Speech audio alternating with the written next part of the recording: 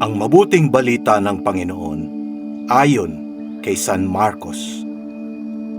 Noong panahong iyon, ilang Pariseo at ilang kampon ni Herodes ang pinapunta kay Jesus upang siluin siya sa kanyang pananalita.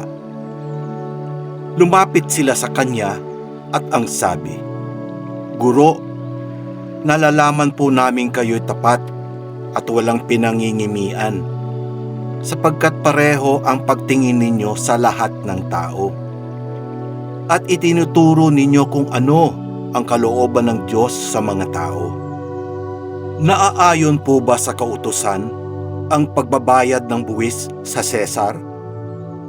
Dapat ba kaming bumuwis o hindi?"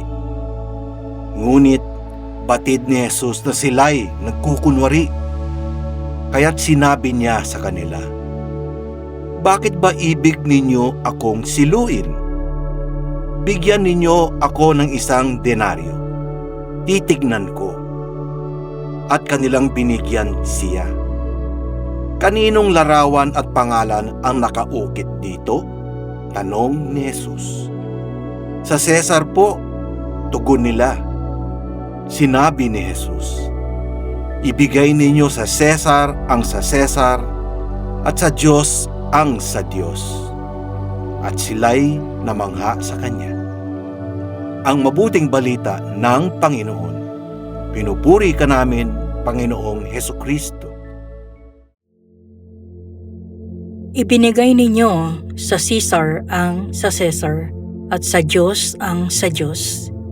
Hindi ibig sabihin nito na sa usapin ng paghihiwalay ng pamahalaan at ng iglesia ay may mga bagay na hindi saklaw ng kapangyarihan ng Diyos. Walang bagay sa mundo na hindi saklaw ng pagmamay-ari ng Diyos. Maging ang kapangyarihang taglay ng mga taong nasa pamahalaan ay hindi naman galing lang sa tao. Ito ay biyayang kaloob din ng Diyos. Sa anumang bagay na ibinibigay natin sa Diyos, hindi dapat isipin ni numan na siya ay nawawalan o nababawasan ng yaman.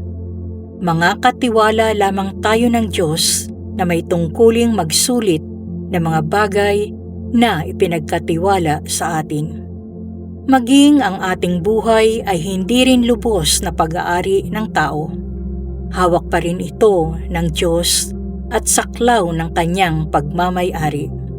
Kung may isinusulit man tayo sa kanya, hindi nangangahulugan na kailangan niya iyon bilang karagdagan sa kung anumang nasa kanya na. Nasa Diyos na ang lahat, kung kaya sa ating pagbibigay, ang tunay na nakikinabang ay tayo rin, dahil ibabalik ito ng Diyos sa atin at higit pa sa inaakala natin, sapagkat hindi mapapantayan ng Diyos sa kanyang kagandahang loob. Naranasan mo na bang magbigay para sa Diyos at sa kaunti mong ibinigay ay sobra-sobra naman ang ibinalik sa iyo ng Diyos? Hindi dapat panghinayangan ang anumang kaya nating ibigay, sapagkat wala naman tayong ibinibigay na hindi natin tinanggap din mula sa Diyos.